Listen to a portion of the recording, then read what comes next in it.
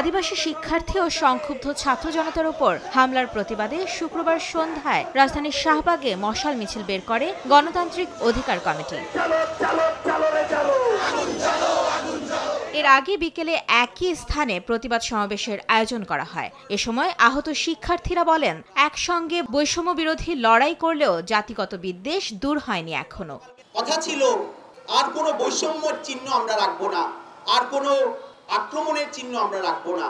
গণতন্ত্রের নির্মাণের যে প্রসঙ্গ, অসাম্প্রদায়িক থেকে শুরু করে জাতিগত বিদ্বেষ যে দূরীকরণের প্রশ্ন, সেটা এখন অমীমাংসিত থেকে গেছে। নিজ দেশের ভেতরের শত্রুকে চিহ্নিত করতে পারলে জাতীয় ঐক্য গড়ে তোলা সম্ভব হবে বলে জানান বক্তারা। জুলাই অভ্যুত্থানেও এখানে কোনো ভেদাভেদ ছিল না, ঐক্যবদ্ধ হয়েছিল।